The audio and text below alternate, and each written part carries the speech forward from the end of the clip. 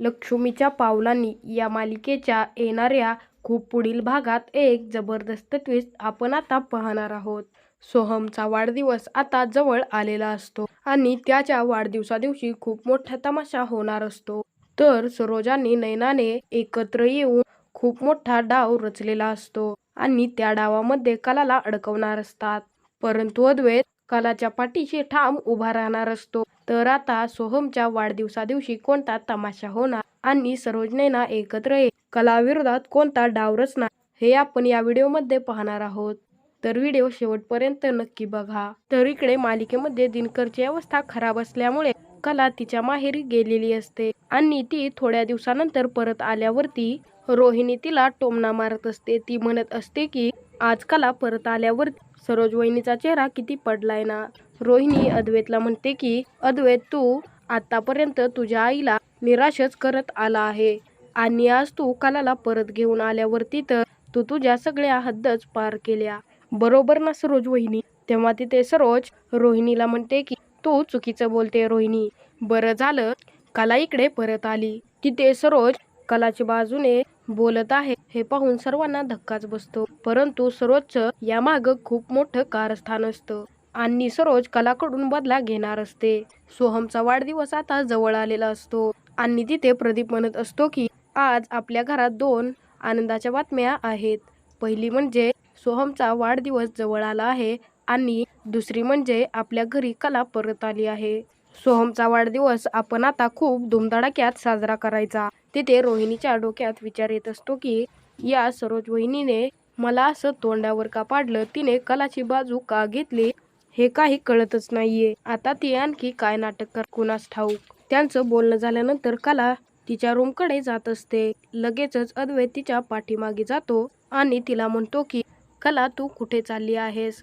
आपली रूम तर इकडे आहे ना.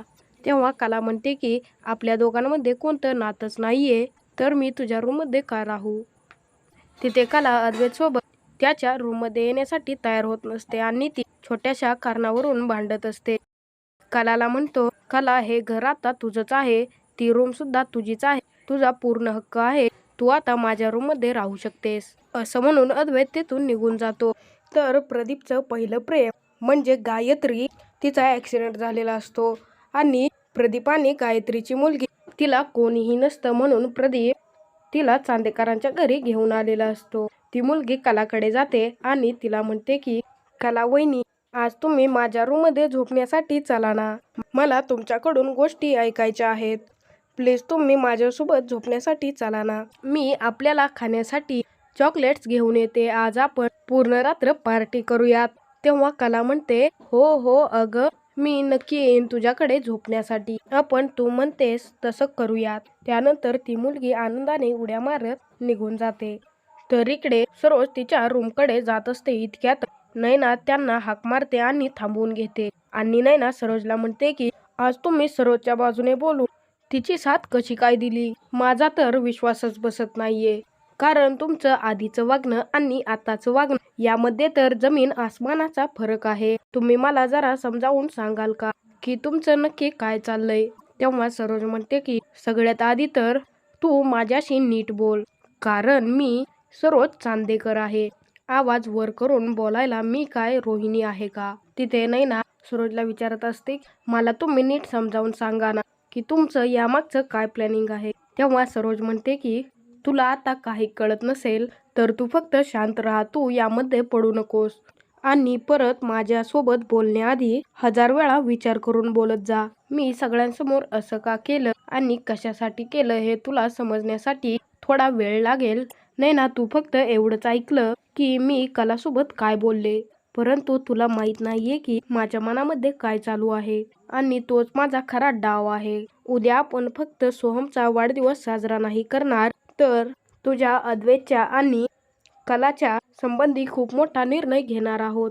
तर इकडे प्रदीप अद्वैतला म्हणत असतो की अद्वैत, आता तू कलासोबत मिळून राहा, तिच्याशी मनमोकळेपणाने बोल आणि तुमच्या दोघांमध्ये जे गैरसमज आहेत ते दूर कर. मला तुम्हा दोघांना एकत्र पाहायचंय. तर इकडे सरोज आणि नैना यांचं बोलणं चालू असतं. नैना सरोजला म्हणत असते की म्हणजे काय, तुम्ही उद्या माझ्या आणि अद्वैतच्या नात्याबद्दल मोठा निर्णय घेणार आहात का? तेव्हा सरोज म्हणते, हो नैना, तू अगदी योग्य बोलत आहेस. तिथे नैनाला खूप आनंद होत असतो. तिचा आनंद गगनात मावत नसतो. तिथे सरोज नैनाला म्हणते, शांत राहा नैना, इतकंही आनंदी होऊ नकोस. आता आपण फक्त कलाकडून बदला घ्यायचा आणि तिला या घरातून हकलून लावायचं. सरोज म्हणत असते की नैना, आता तू कलाला दाखवून दे की तू तिच्यापेक्षा वयाने मोठी आणि बुद्धीने सुद्धा मोठी आहेस. असं म्हणून सरोज आणि नैना कलाच्या विरोधात खूप मोठा डाव रचत असतात. त्यानंतर कला त्या लहान मुलीकडे म्हणजे सिमरनकडे येते आणि ती खूप निराश असते.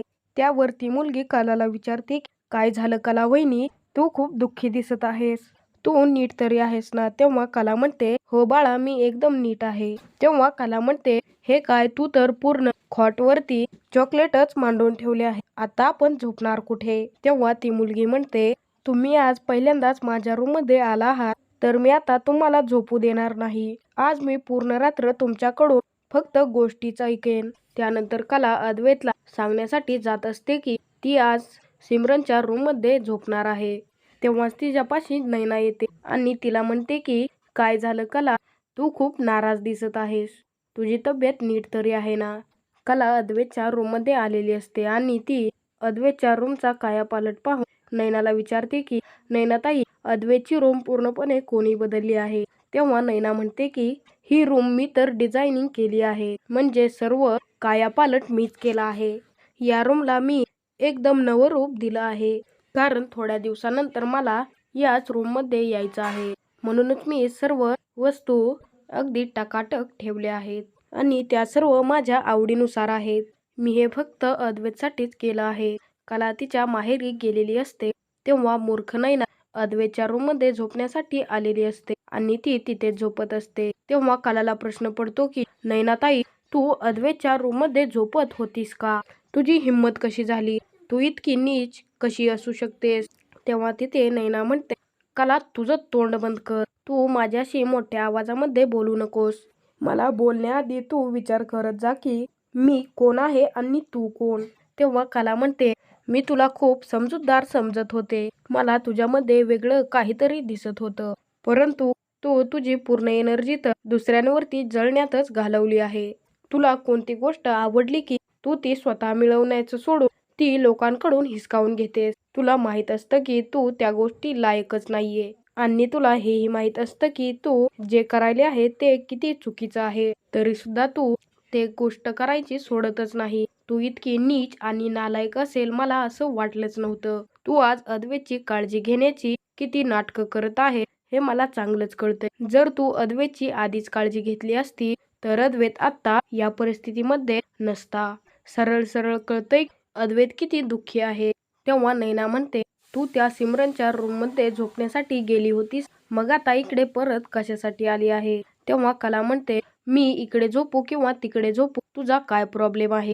असं म्हणून कला तेथून निघून जाते. तर आता सोहमचा वाढदिवस सर्वजण साजरा करत असतात आणि सर्वजण खूप खुश असतात. इतक्यातच सरोज तिथे येते आणि सर्वांना म्हणते की मी आज तुम्हा सर्वांना एक आनंदाची बातमी देणार आहे. नैना हे अद्वैतचं पहिलं प्रेम आहे, परंतु धोक्याने कला त्याच्या आयुष्यामध्ये आली होती. परंतु आज त्या चुकीला सुधारण्याचा टाइम आहे. आता अद्वैतचं दुसरं लग्न करण्याची वेळ आली आहे आणि नैनाच तिची योग्य लाईफ पार्टनर ठरेल.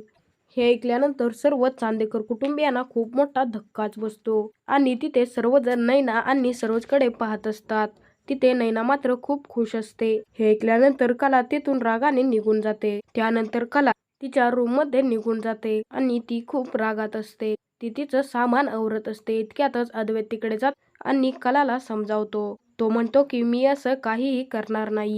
तर आता सोहमचा वाढदिवस सर्वजण कसा साजरा करणार आणि नैना अद्वैतचं लग्न होणार का, हे आपण येणाऱ्या व्हिडिओमध्येच पाहणार आहोत. लक्ष्मीच्या पावलांनी या मालिकेचे धमाकेदार ट्विस्ट आणि येणारे भाग पाहण्यासाठी आपल्या चॅनलला सबस्क्राईब करा.